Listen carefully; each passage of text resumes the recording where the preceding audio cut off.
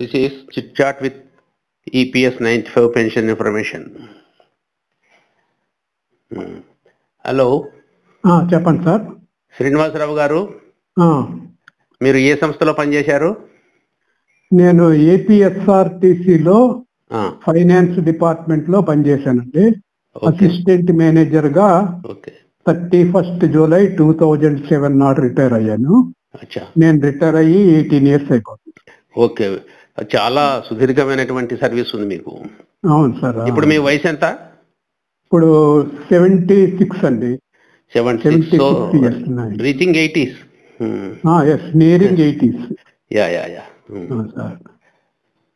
Sir, మీరు EPS 95 pension గురించి మీరు అనేక వ్యాసాలు రాశారు. అవును సార్. మీ వ్యాసాలు వెబ్సైట్ ద్వారా అందరికీ సుపరిచితము, యూట్యూబ్ వీడియోలో కూడా సుపరిచితమే. సార్, మీరు మల్టిపుల్ వీడియోస్లో కూడా మీవి వస్తున్నాయి, మీ వ్యాసాలు. Sir. Okay, thank you sir. మంచి సార్. ఇప్పుడు ప్రజెంట్ సిచ్యువేషన్ ఎట్లుందంటే ఈ మినిమం పెన్షన్ గురించి ఇటీవలే ఢిల్లీలో ధర్నాలు కూడా జరిగాయి, రస్తా రోకోలు, ధర్నాలు, అజిటేషన్స్ జరిగాయి కదా. అవును సార్. ఈ సందర్భంగా ఈ మినిమం పెన్షన్ పెరుగుదల గురించి ఏదైనా కొంచెం సానుకూల అడుగులు పడ్డాయంటారా? అంటే మీకు కొంచెం నేను వివరంగా సమాధానం చెప్పాలి. ఓకే, దయచేసి ఓపికగా వినండి. ఓకే. మనం ఎప్పుడు 81 లక్షలు ఈపీఎస్ పెన్షనర్స్ గురించే మనం మాట్లాడుతున్నాం. ఓకే. కానీ ఈపీఎస్ స్కీమ్ కింద పనిచేస్తున్న వాళ్ళు, ఈపీఎస్ స్కీమ్ కి సంబంధించిన ఎంప్లాయీస్ 6 కోట్ల మంది ఉన్నారు. ఓకే, 6 కోట్ల మంది. ఓకే. అంటే మరి 6 కోట్ల మంది కూడా ఏదో ఒక రోజు పెన్షనర్స్ అవుతారు కదా. ఈ రోజు ఆగస్టు 25వ తారీఖు. ఒక ఎంప్లాయీకి ఆగస్టు 25 నాడు 58 ఏళ్ళు నిండాయి అనుకోండి. ఆగస్టు 26 నుంచి అతను పెన్షనరే కదా. అవును. అంటే ప్రతిరోజు ఎంప్లాయీ పెన్షనర్ అవుతున్నాడు అన్నమాట. కొన్ని వేల మంది ఎంప్లాయీస్ స్థితి నుంచి పెన్షనర్ స్థితికి మారుతున్నారు. అందుచేత ఏంటంటే మన సంఖ్య చెప్పేటప్పుడు మేము 7 కోట్ల మందివి అని చెప్పాలన్నమాట. ఎందుకంటే 140 కోట్ల భారతదేశంలో 7 కోట్లు అంటే గణనీయమైన సంఖ్య. సరే.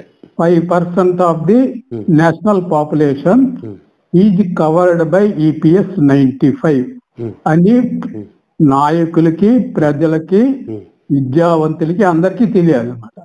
ఇది సామాన్యమైన విషయం కాదు.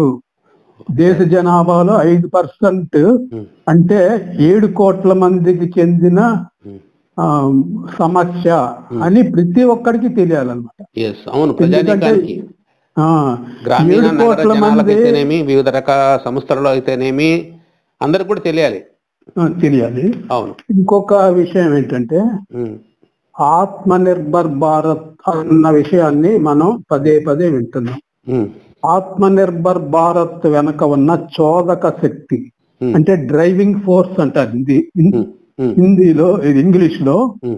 డ్రైవింగ్ ఫోర్స్ ఎవరు? కార్మికులే కదా. అవును.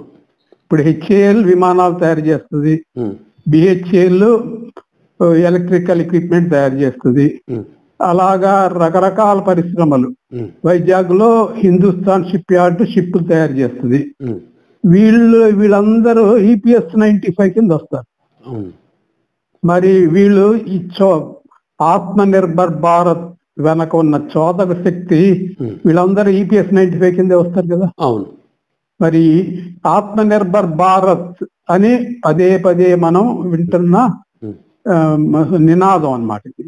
ఈ ఆత్మ నిర్భర్ భారత్ ని విజయవంతం చేసే వాళ్ళు ఎవరు? ఈపీఎస్ స్కీమ్ లో పనిచేస్తున్న వాళ్ళే. ఈ స్కీముని విజయవంతం చేయడానికి వెనక ఉన్న సైన్యం అన్నమాట.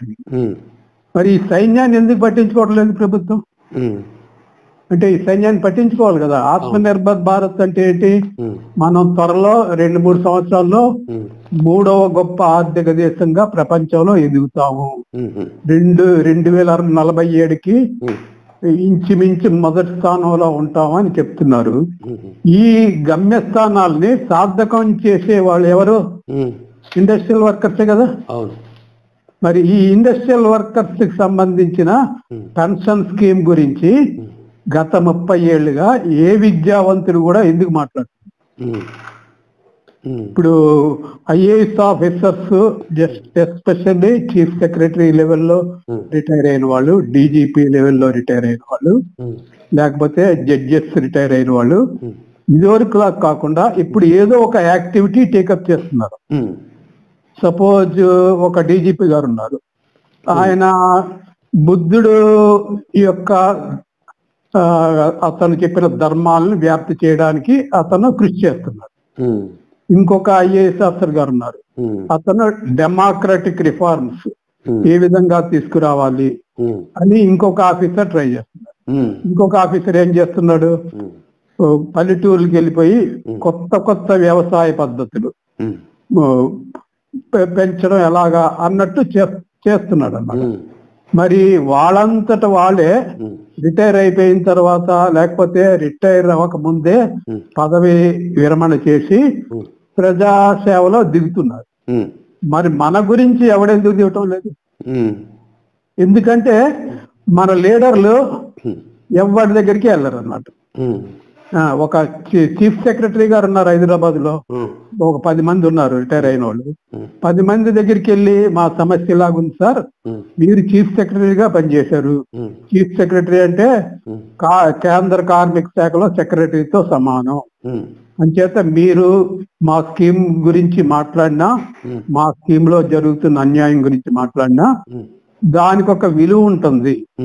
ఎందుకంటే మీరు చీఫ్ సెక్రటరీ లెవెల్లో పనిచేసి వచ్చారు, మీరు అనేక నిర్ణయాలు తీసుకున్నారు గవర్నమెంట్. అందుచేత దీని గురించి మీరు మాట్లాడితే దానికి ఎక్కువ విలువ ఉంటుంది. తక్కిన వాళ్ళు మాట్లాడడానికి మీరు మాట్లాడడానికి చాలా విలువ ఉంటుంది. అందువల్ల మీరు మాట్లాడండి సార్ అని అడిగినోడు ఎవడైనా ఉన్నారో దయచేసి నాకు చెప్పండి. ఎవరు లేరు. ఎందుకంటే మనం చూస్తుంటాం, ఒక అడ్వర్టైజ్మెంట్, ఒక వస్తువుని ప్రమోట్ చేయాలంటే ఒక సినిమా యాక్టర్ తోటి అడ్వర్టైజ్మెంట్ చేపిస్తాం. సినిమా యాక్టర్ తోటి ఎందుకు చేయిస్తున్నాం? అతను చేసి చేయిస్తే బిజినెస్ పెరుగుతుంది. అదే విధంగా మన స్కీమ్ యొక్క లోతుపాతులు గవర్నమెంట్ కి తెలియాలంటే ఒక ప్రముఖ వ్యక్తి చేత మాట్లాడించాలి. ఆ ప్రముఖ వ్యక్తి చేత మాట్లాడించడంలో గత 8 ఏళ్లుగా మన కేంద్ర మన అసోసియేషన్స్ ఏ రోజు కూడా ఎవరిని అప్రోచ్ అవుతుంది లేదు సార్. ఆ మధ్యలో ఒక్క మాట గుర్తుకొస్తుంది మీరు చెప్తా ఉంటే. మీరు చెప్పే ఫ్లో కరెక్టే కాదనను, కాకపోతే ఆ మధ్యలో జయప్రకాష్ నారాయణ